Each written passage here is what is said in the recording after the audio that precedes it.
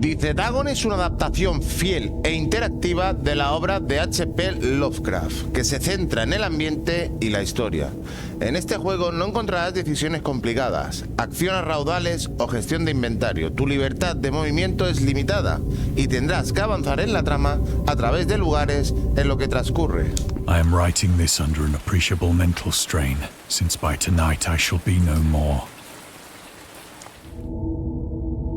Dice, durante tu partida te encontrarás con elementos interactivos. Unos te permitirán avanzar en tu aventura. Otros te otorgarán información interesante sobre el relato corto en el que se basa el juego, así como el contexto histórico del autor. Parte de esa información estará oculta. Para poder encontrar todos los secretos tendrás que enfocar tu mirada y buscar el símbolo arcano. Vale.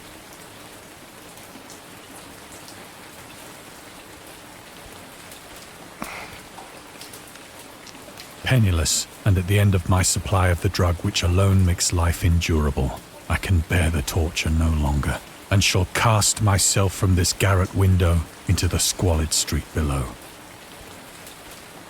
Joder, que molestas, compañero. Do not think from my slavery to morphine that I am a weakling or a degenerate. When you have read these hastily scrawled pages, you may guess, though never fully realize, why it is that I must have forgetfulness or death. Vale. It was in one of the most open and least frequented parts of the broad Pacific that the packet of which I was supercargo fell a victim to the German sea raider.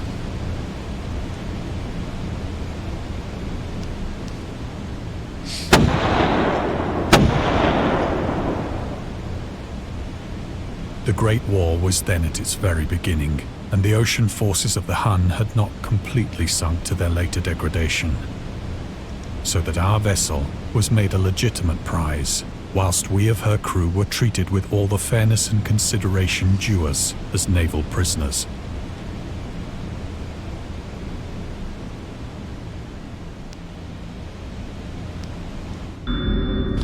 Los hunos eran nómadas de la Asia Central, que establecieron su dominio en Europa e invadieron el Imperio Romano en el siglo V después de Cristo.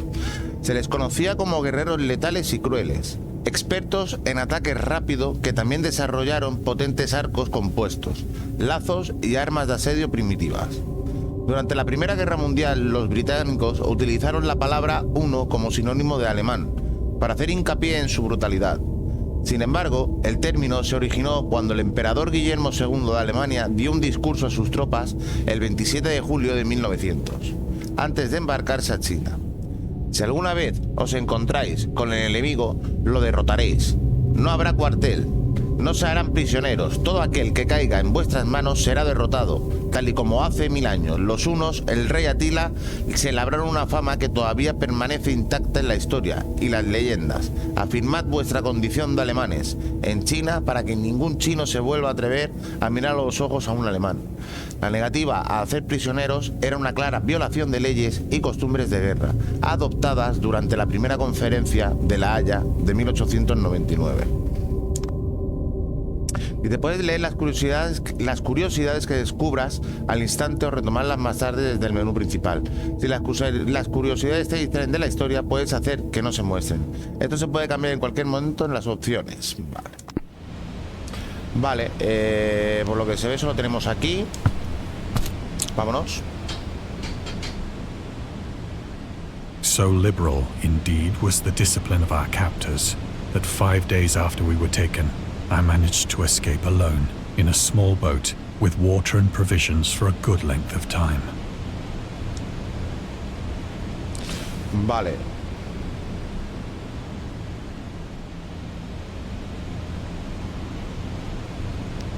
Vale, a ver qué tenemos. A ver, ¿qué When I tenemos? finally found myself adrift and free, I had but little idea of my surroundings. Never a competent navigator, I could only guess vaguely by the sun and stars that I was somewhat south of the equator. Es que eso tiene que ser jodido, gente. O sea, ya tiene que ser con coordenadas. Hombre, el que sepa no, ¿no? El que sepa navegar no, ¿no? porque para eso ha hecho una carrera y ya ha estudiado, ¿no? Pero tiene que ser difícil antiguamente cómo navegaban, ¿eh? Yo... me gusta mucho el tema de los vikingos, y he leído mucho sobre ello y aquellos eran expertos en navegación, ¿eh?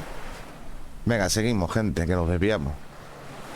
Of the longitude, I knew nothing, and no island or coastline was in sight. Vale.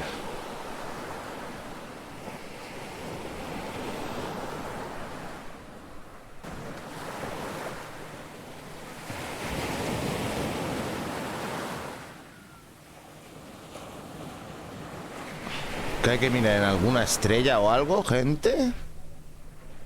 What the fuck? Ah, aquí. The weather kept fair, and for uncounted days I drifted aimlessly beneath the scorching sun, waiting either for some passing ship or to be cast on the shores of some habitable land. Buscando tierra como loco estaba.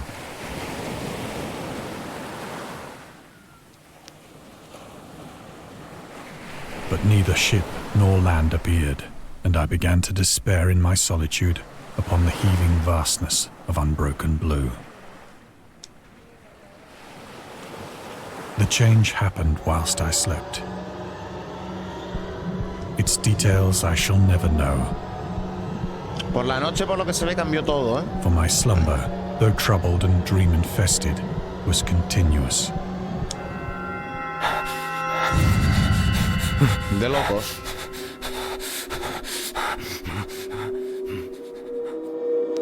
When at last I awoke, it was to discover myself half sucked into a slimy expanse of hellish black mire, which extended about me in monotonous undulations as far as I could see, and in which my boat lay grounded some distance away. Though one might well imagine that my first sensation would be of wonder at so prodigious and unexpected a transformation of scenery, I was in reality more horrified than astonished. Normal. For there was in the air and in the rotting soil a sinister quality which chilled me to the very core. The region was putrid with the carcasses of decaying fish and of other less describable things which I saw protruding from the nasty mud of the unending plain. Perhaps I should not hope to convey in mere words the unutterable hideousness that can dwell in absolute silence and barren immensity. There was nothing within hearing and nothing in sight save a vast reach of black slime. Yet the very completeness of the stillness and the homogeneity of the landscape oppressed me with a nauseating fear. The sun was blazing down from a sky which seemed to me almost black in its cloudless cruelty, as though reflecting the inky marsh beneath my feet.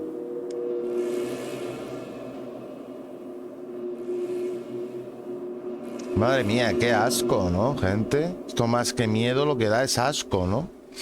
Vale, tenemos ahí un punto. Vale, es lo único que tenemos, ¿no? Sí, vale.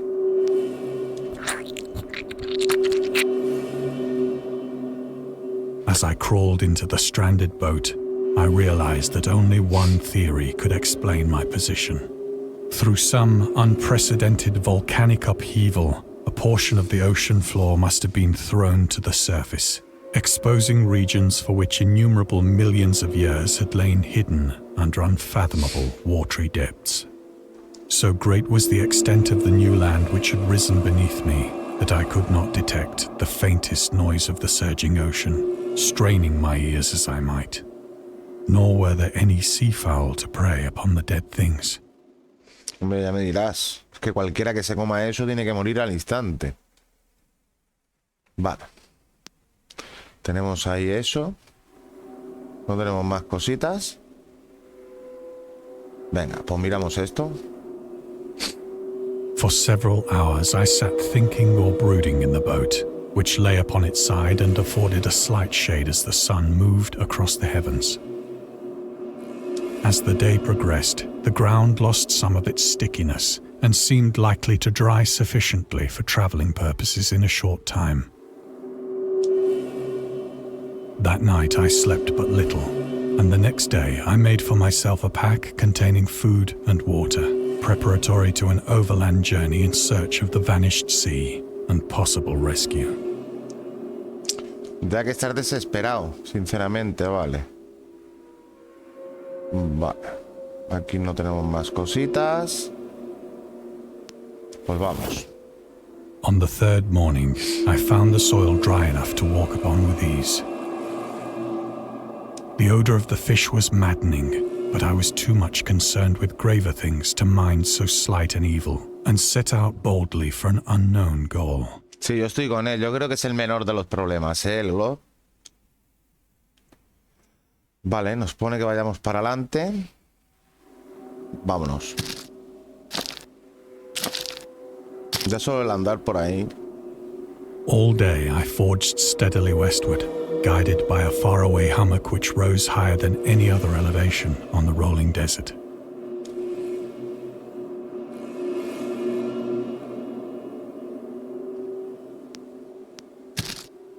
Vámonos, para la colina.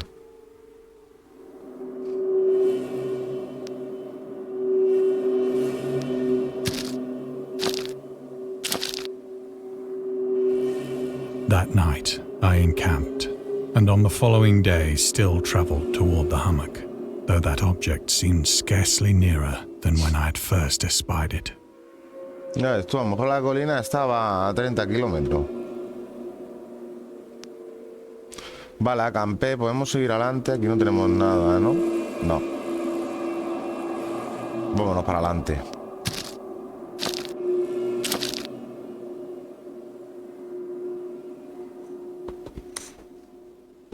By the fourth evening, I attained the base of the mound, which turned out to be much higher than it appeared from a distance.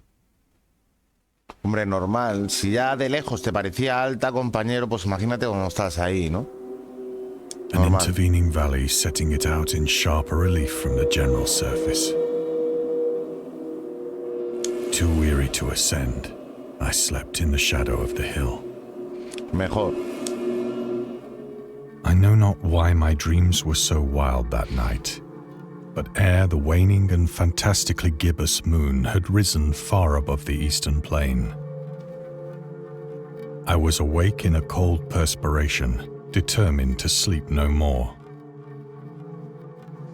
Such visions as I had experienced were too much for me to endure again. And in the glow of the moon I saw how unwise I had been to travel by day. Without the glare of the parching sun, my journey would have cost me less energy. Indeed, I now felt quite able to perform the ascent which had deterred me at sunset. Pero ya está hecho, ya no es hora de lamentarse. Picking up my pack, I started for the crest of the eminence. Vale. I have said that the unbroken monotony of the rolling plain was a source of vague horror to me. But I think my horror was greater when I gained the summit of the mound and looked down the other side into an immeasurable pit or canyon. ¿Qué habrá visto? Whose black recesses the moon had not yet soared high enough to illumine. I felt myself on the edge of the world, peering over the rim into a fathomless chaos of eternal night. Through my terror ran curious reminiscences of Paradise Lost, and of Satan's hideous climb through the unfashioned realms of darkness. As the moon climbed higher in the sky, I began to see that the slopes of the valley were not quite so perpendicular as Perdonad, ¿eh? Que le he dado sin querer. Ledges and outcroppings of rock afforded fairly easy footholds for a descent. Whilst after a drop of only a few hundred feet, the declivity became very gradual. Vale. No veo nada a los lados.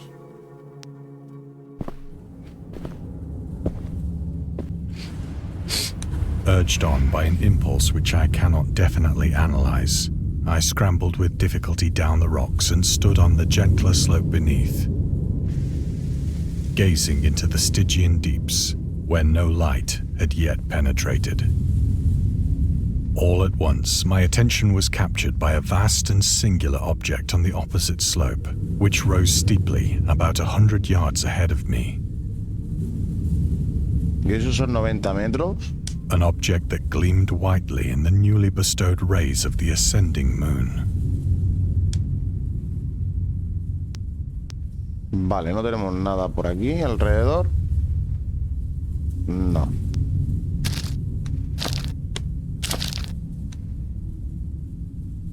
That it was merely a gigantic piece of stone, I soon assured myself. But I was conscious of a distinct impression that its contour and position were not altogether the work of nature. Eso mismo estaba pensando yo. A closer scrutiny filled me with sensations I cannot express. For despite its enormous magnitude and its position in an abyss which had yawned at the bottom of the sea since the world was young, I perceived beyond a doubt that the strange object was a well-shaped monolith, whose massive bulk had known the workmanship and perhaps the worship of living and thinking creatures. Dazed and frightened, yet not without a certain thrill of the scientist's or archaeologist's delight, I examined my surroundings more closely.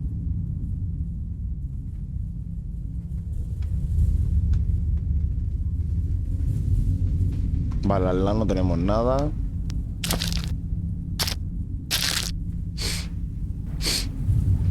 The moon, now near the zenith, shone weirdly and vividly above the towering steeps that hemmed in the chasm, and revealed the fact that a far-flung body of water flowed at the bottom, winding out of sight in both directions and almost lapping my feet as I stood on the slope. El sonido está muy bien, gente. Across the chasm, the wavelets washed the base of the cyclopean monolith, on whose surface I could now trace both inscriptions and crude sculptures.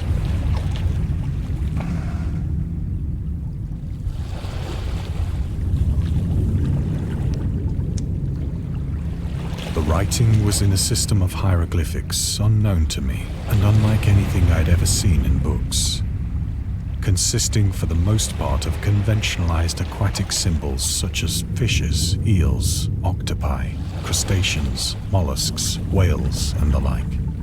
Several characters obviously represented marine things which are unknown to the modern world, but whose decomposing forms I had observed on the ocean-risen plain. Lo que habíamos visto antes. It was the pictorial carving, however, that did most to hold me spellbound.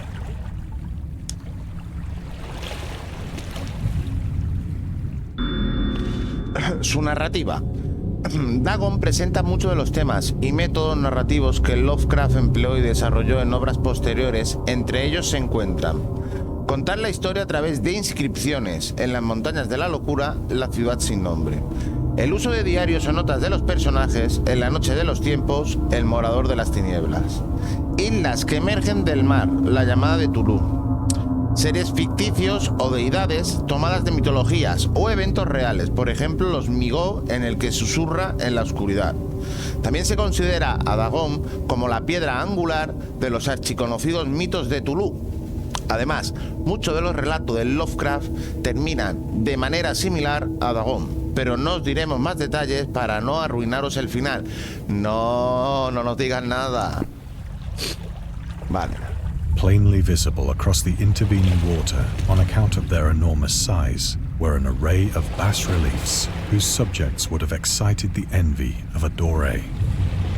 I think that these things were supposed to depict men, at least a certain sort of men, though the creatures were shown disporting like fishes in the waters of some marine grotto.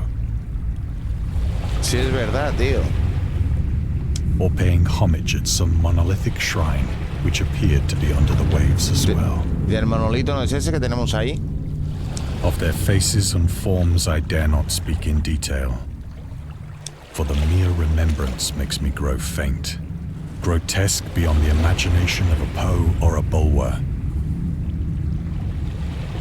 Hostia puta, tío, las cabezas esas, por lo menos esa que está abajo del medio, parece una alienígena, pero vamos.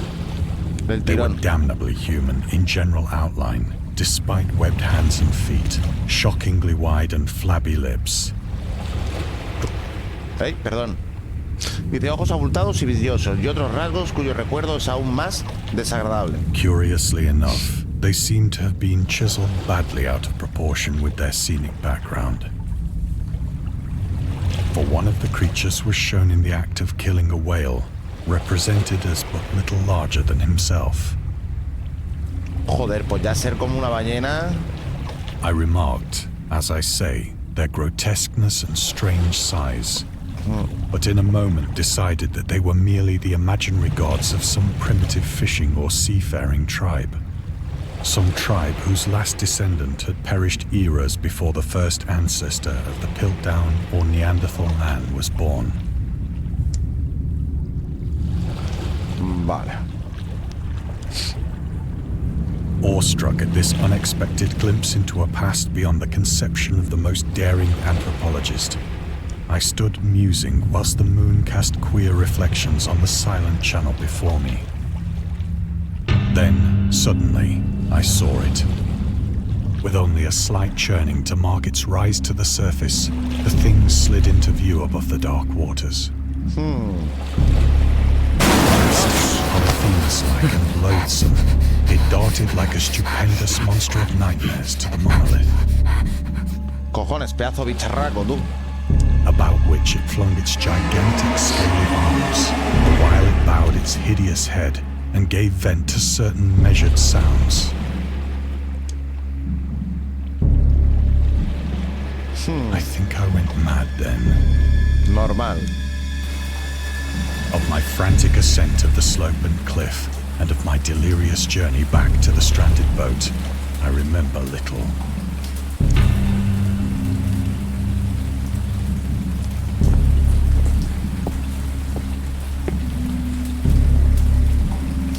I believe I sang a great deal and laughed oddly when I was unable to sing. Vale, solo tenemos eso de ahí adelante, ¿no?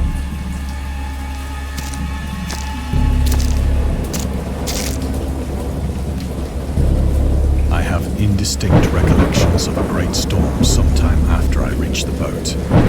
At any rate, I know that I heard pearls of thunder and other tones which nature utters only in her wildest moods.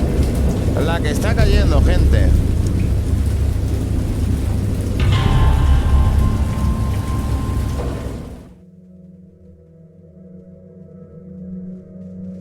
When I came out of the shadows, I was in a San Francisco hospital. Brought thither by the captain of the American ship which had picked up my boat in mid-ocean. In my delirium, I had said much, but found that my words had been given scant attention. Normal, que te traten como un loco. Of any land upheaval in the Pacific, my rescuers knew nothing. Nor did I deem it necessary to insist upon a thing which I knew they could not believe. Vale, ¿qué tenemos aquí? El periodista Lovecraft era una figura destacada en el mundo del periodismo amateur. En 1915 empezó a publicar su propio diario que se llamaba The Conservative, donde incluía comentarios sociopolíticos, poesías, relatos y críticas literarias escritas tanto por él como por otros autores. Howard era un escritor con mucho talento, pero también se tomaba muy en serio las críticas, por lo que decidió dejar de escribir poesía para centrarse en volver a escribir weird fiction, ficción rara. Por primera vez desde su adolescencia, Dagon, publicado en 1919, es uno de los relatos que escribió en esta época. En este ejemplar, extraído de The Conservative, el maestro de la ficción de terror explica su opinión sobre los conflictos bélicos y la paz mundial. El hecho de que un ser humano en sus cabales pueda creer en la posibilidad de la paz universal es algo que se le escapa de Conservative. Si el mundo civilizado se pusiera de acuerdo para un desarme colectivo simultáneo, no cabe duda de que una o más naciones guardarían en secreto armas para, llegado el momento, aprovecharse de sus altruistas y poco astutos contemporáneos, en una carrera salvaje de conquista contra víctimas desarmadas. Ningún país está ni jamás estará por encima de la guerra hasta que los impulsos animales atrábicos del ser humano cambien por obra de algún milagro. Vale.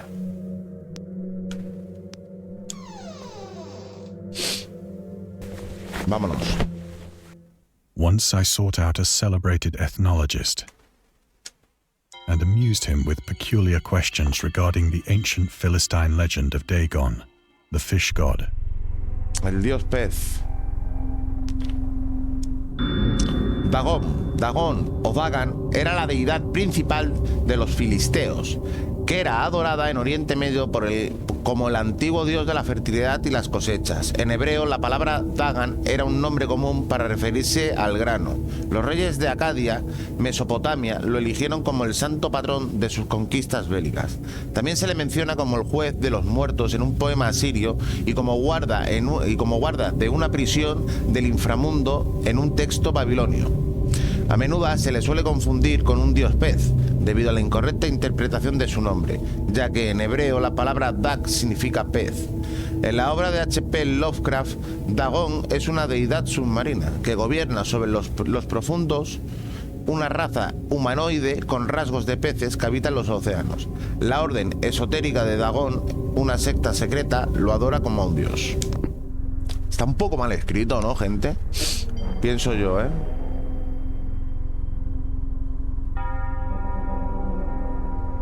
Vale, aquí tenemos algo.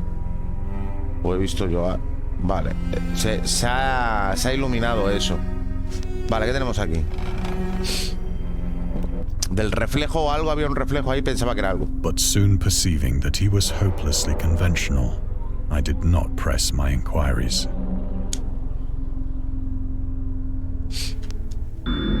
August Derleth y los mitos de Cthulhu. August Derleth fue un escritor y antologista estadounidense. Era amigo de Lovecraft y publicó muchas de sus obras en su editorial Arkham House.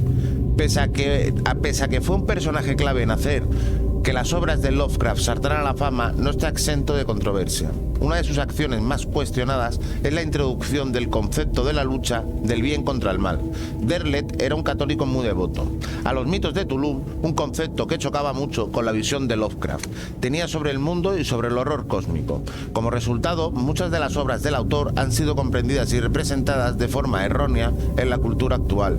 Cabe destacar que Lovecraft nunca quiso crear una mitología y que el término mitos de Cthulhu fue acuñado por Derleth cuando el autor dejó el plano mortal.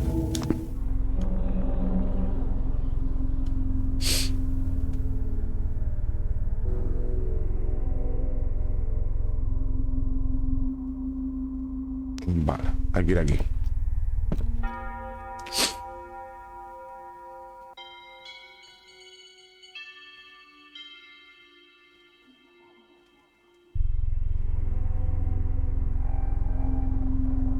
What the fuck? No tenemos nada. ¿Cómo no vamos a tener nada?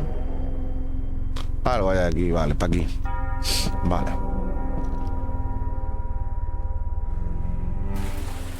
It is at night, especially when the moon is gibbous and waning, that I see the thing.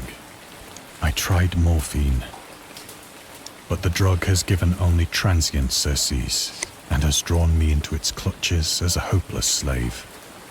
So now I am to end it all, having written a full account for the information or the contemptuous amusement of my fellow men.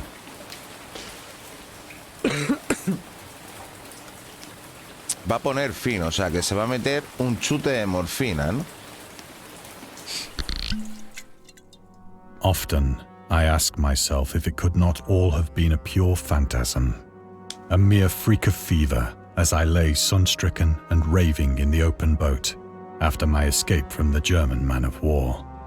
This I ask myself, but ever does there come before me a hideously vivid vision in reply. Como si fuera la misma realidad. I cannot think of the deep sea without shuddering at the nameless things that may at this very moment be crawling and floundering on its slimy bed, worshipping their ancient stone idols and carving their own detestable likenesses on submarine obelisks of water-soaked granite.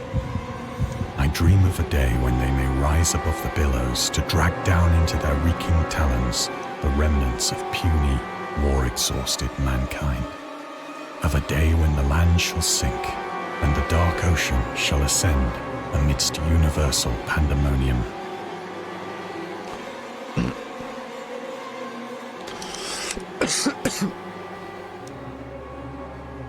Vale, vamos a ver qué tenemos ahí.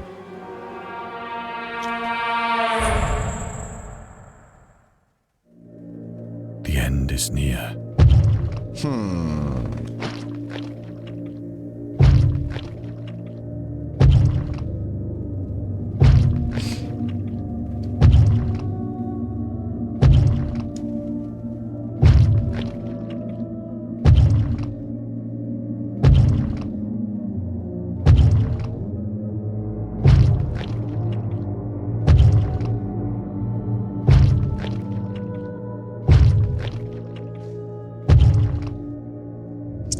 No podemos hacer nada.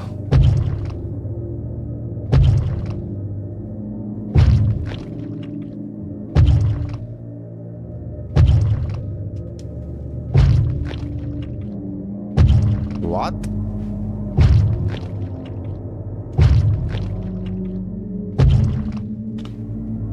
Están dando ahí, ¿eh? Vale, gente, pero aquí no tengo nada para poder dar.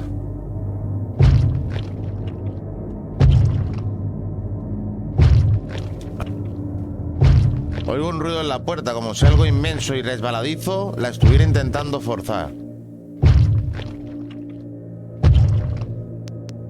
He tenido que darle yo manualmente, no sé, algún bug o algo del juego. It shall not find me. No me encontrará. God, that hand!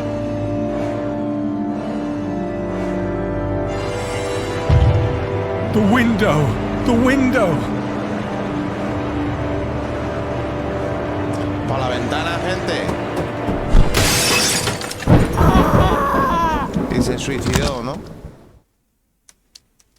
Lo que decía al principio. Anda, cojones. Gracias por jugar. Esperamos que hayas disfrutado de tu inmersión en nuestra pequeña piscina de horror cósmico.